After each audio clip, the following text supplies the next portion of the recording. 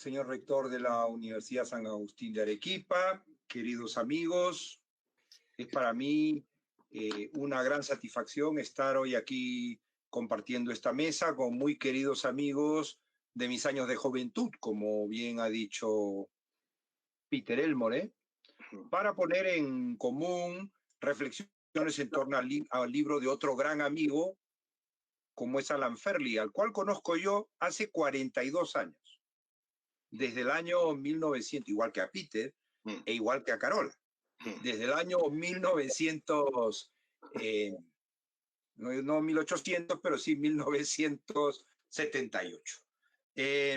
Bueno, nosotros somos parte de una generación que quiso hacer del Perú el escenario de grandes transformaciones y de proyectos colectivos.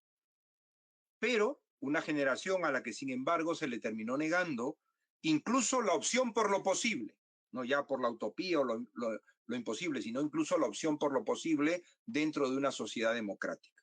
Este libro que tan amablemente me han invitado a comentar, su autor, conecta con esa vocación de nuestra generación y busca construir desde la madurez, como ha dicho Peter, propuestas que recuperen esa voluntad de cambio que nos caracterizó y que nos sigue caracterizando a muchos de nosotros. Pues, mi felicitación, pues, antes que nada, a mi querido amigo Alan por este esfuerzo de reflexión, de repensar el Perú y hacerlo desde la madurez y continuar, sin embargo, creyendo en proyectos y en posibilidades de futuro.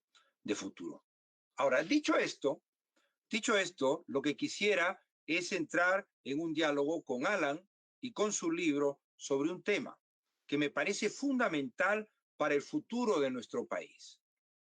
Este tema se relaciona con la manera como se encadena, o como vamos a ver bien luego, cómo no se encadena el crecimiento económico que vivió el Perú a lo largo de las dos últimas décadas, de buena parte de las dos últimas décadas, cómo se encadena este crecimiento con el resto de la economía y con el bienestar de las personas.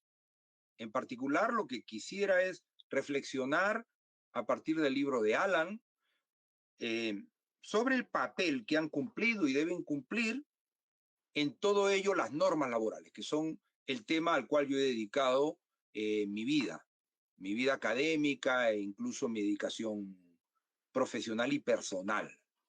En el libro, Alan destaca cómo el nivel de complejidad de la matriz productiva, estoy utilizando su lenguaje, ¿no?, de la matriz productiva del Perú es bastante bajo, al ser una economía primario exportadora.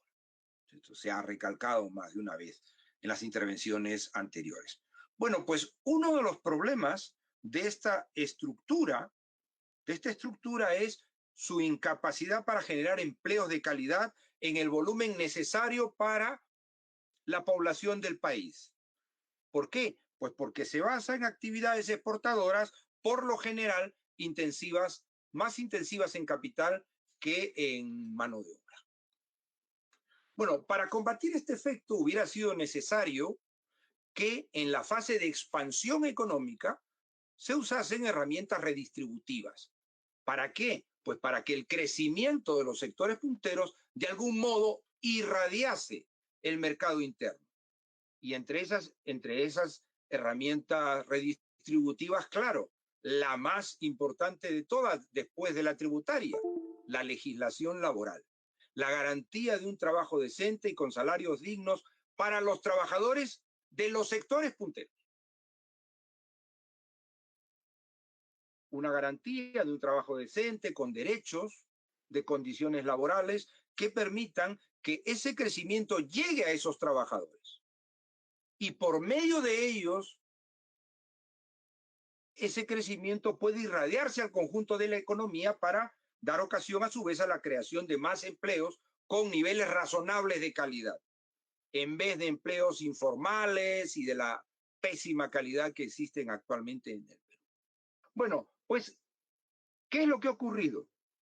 Pues esto no solamente no se ha hecho, lo cual ya pudiera ser cuestionable, sino que se ha hecho exactamente lo contrario.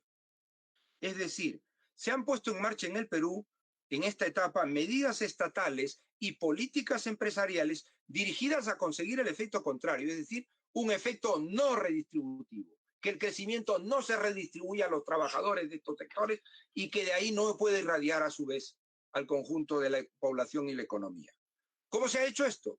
Pues en el sector textil exportador, por ejemplo, mediante el régimen especial que lleva desde esos años que estábamos en la universidad, desde el año 78, el régimen especial que legaliza la contratación temporal o precaria con carácter permanente. En el sector agroexportador, con ese régimen laboral especial, vigente hasta hace poco, que reducía la mayoría de los beneficios laborales a la mitad. Y en la minería, donde no ha habido ningún régimen especial, un efecto en el fondo muy parecido se podía conseguir mediante el recurso indiscriminado que se ha venido haciendo y se sigue haciendo a la subcontratación, a las famosas subcontratas mineras. De forma que hoy en el Perú, los trabajadores textiles, los trabajadores de la agricultura e incluso los trabajadores de la minería, pese al auge de estos sectores, son trabajadores predominantemente precarios y predominantemente pobres. No se diga ya lo que puede ocurrir con los trabajadores de los demás sectores, por supuesto. Y claro, no es un modelo económico sostenible a medio y largo plazo, por supuesto, ni mucho menos. Y además nos da una idea muy clara de hasta qué punto en el Perú el crecimiento ha sido y es un crecimiento excluyente. No solo por la propia matriz productiva, sino por políticas empresariales y políticas legislativas que profundizan ese efecto.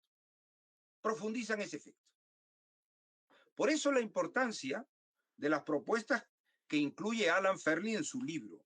Unas propuestas que, aunque profundiza, como ha dicho Carola más, en otras cuestiones, pues ponen un acento importante en la recuperación de la vigencia de los derechos laborales, incluidos los derechos colectivos, lo cual es muy importante, porque precisamente estos derechos colectivos, la libertad sindical, la huelga y la negociación colectiva, cuya incidencia en el Perú cayó 10 veces en los años 90, son derechos habilitantes en términos de la OIT, en la terminología de la OIT, o derechos para conseguir derechos o para mejorar la calidad de vida de las personas que trabajan. Entonces, es importante, es muy importante todo lo que plantea Alan Ferley, es decisivo para el futuro del país, pero en general creo que es muy importante replantearse esa política de favorecer la competitividad de los sectores punta, degradando la protección laboral. Y además no con carácter meramente coyuntural, llevamos 42 años, también con tantos como la amistad con Alan, con el régimen textil, que se ha hecho precario dependiente, que no puede vivir sin eso, prácticamente. Y a mí me parece que solo así, con este cambio, replanteándonos estas políticas, recuperando los derechos laborales, como propone Alan, se podrá avanzar en cerrar esa brecha social que genera el modelo primario exportador, que genera naturalmente y que no solo no hemos combatido, sino que hemos profundizado, ¿no? Termino felicitando pues al autor, mi buen amigo, mi querido amigo de toda la vida, nos hemos visto, pese a que yo llevo 33 años fuera del Perú, nos hemos visto muchas veces, hemos compartido muchas mesas, muchas reuniones, muchas risas y muchas preocupaciones en estos años. Lo felicito y lo animo a seguir reflexionando y también a seguir trabajando, porque nosotros nunca hemos entendido que existiera una clara separación entre la reflexión y la acción. Nuestra formación nos impide o nos conduce a pensar lo contrario. Por tanto, que siga trabajando en esa estrategia también, en esa estrategia de desarrollo sostenible para el Perú del Bicentenario, que proyecta hacia el futuro nuestros sueños, nuestros ideales de juventud de un Perú mejor y más justo. Nada más, querido Alan, enhorabuena, felicitaciones y muchas gracias a todos, amigos y amigas, por su atención.